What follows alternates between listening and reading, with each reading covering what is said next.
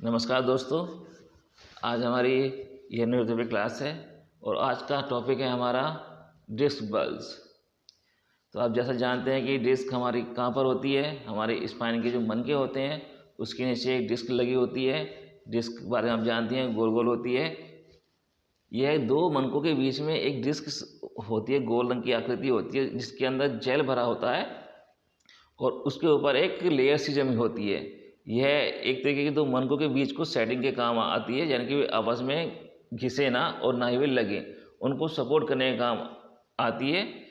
जैसे बाइक में रहता है, बाइक में शॉकर लगे रहते हैं, शॉकर ऐसे ही मनकों के बीच में शॉकर लगे रहते हैं। ये एक तरीके का शॉकर की तरह काम करता है। हम जब भी किसी का डिस्क बल्ज का चेक करते हैं तो हमको MRI कराना पड़ता है और MRI में लिखा हुआ आता है इन्फर्नो डिस्क बल्ज डिसऑर्डर।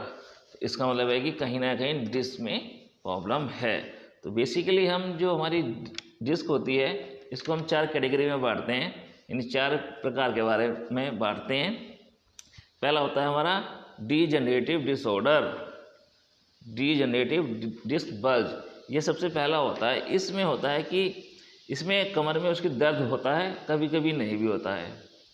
कुछ देर तक सही हो जाएगा और फिर कुछ देर बाद फिर से हो जाता है। रोज़ नहीं होता है, कभी कभी होता है और ख़ास एक्शन में ही होता है। आदमी सही रहेगा, चलता रहेगा, दौड़ता रहेगा, भागता रहेगा, पर किसी खास पोजीशन में या ख़ास एक्शन में वो दर्द हो जाता है।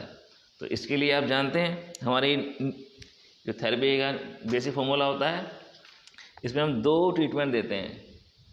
पहला डिस्क बल्ज फार्मूला और उसके आधे घंटे बाद हम देते हैं कोडा इक्विना प्लस। ये इसमें कम से कम आधे घंटे का गैप होना चाहिए, या फिर अगर हम पहला ट्रीटमेंट सुबह को दे रहे हैं तो दूसरा ट्रीटमेंट हमें शाम को देना चाहिए। तो आपको समझ में आ गया है। उसके बाद ये लगभग हमें देना पड़ेगा 1 हफ्ते, यानी कि 6 या 7 सीटिंग हमें करनी पड़ेगी, तो हमारा डिस्क बल्ज डिसऑर्डर ठीक हो जाएगा। दूसरा प्रकार होता है हमारा डिस्क प्रोक्वेशन। इसमें हल्का हल्का दर्द कमरे में रहता है, 24 घंटे ही दर्द रहता है।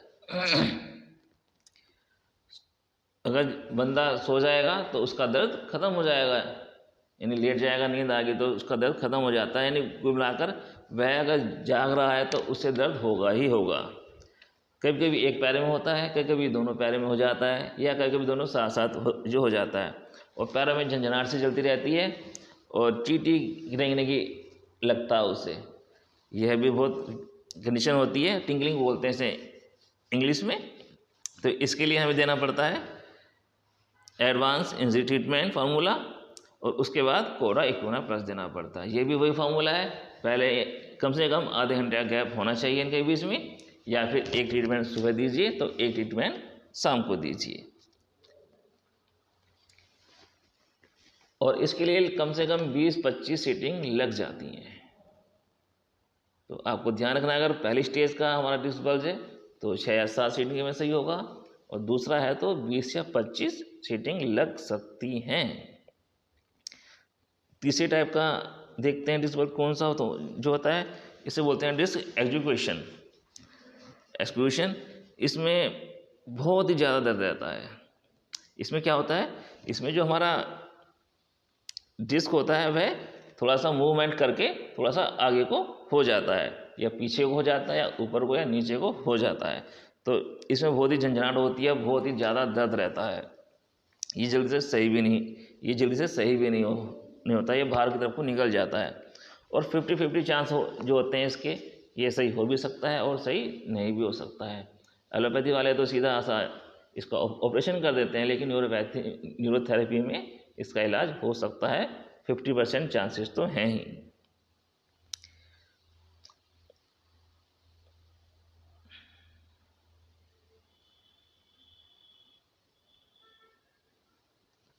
फिर नंबर 4 आता है हमारा डिस्क हर्निया। डिस्क हर्निएशन यानी कि डिस्क का फट जाना, यानी कि डिस्क जो जैली है वो बाहर को निकल गई है और बाहर जाकर वो फट गई है। तो जब फट जाती है तो बहुत तेज़ ज़्यादा दर्द होता है, ऐसे कंडीशन में तो ज़्यादातर केसों में ऑपरेशन नहीं कहते हैं डॉक्टर, लेकिन यह भी सही हो सकता है, न्यूरोथेरेपी द्वारा सही हो सकता है, लेकिन यह बहुत ही ऐसा नहीं कंडीशन लगती है, तो बहुत ही कम केस ऐसे आते हैं। इसका भी यही फार्मूला है, पहले एडवांस इंजरी फार्मूला और उसके बाद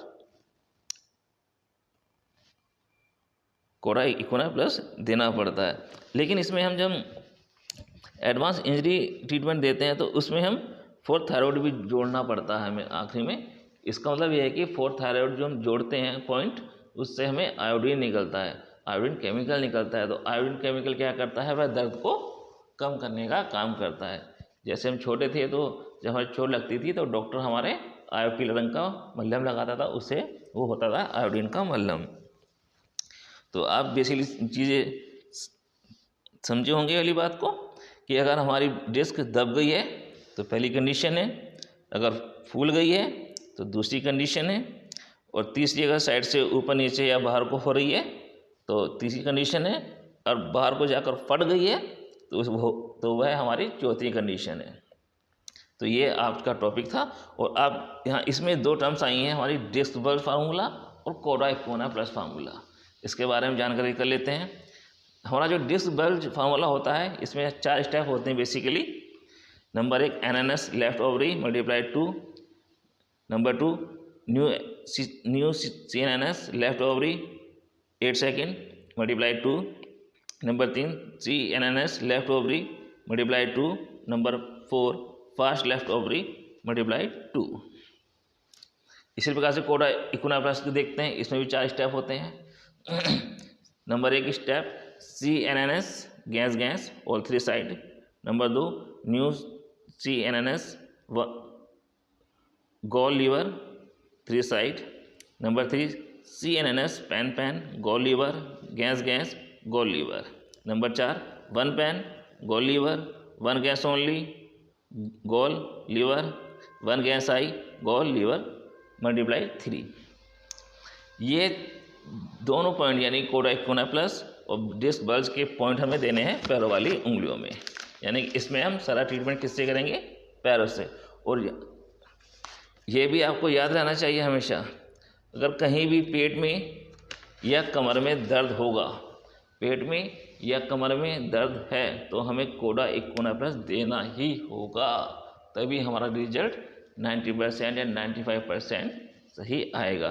तो आज आपको जानकारी कैसी लगी ये हमें कमेंट करके या शेयर करके जरूर समझाएं और बताएं। धन्यवाद।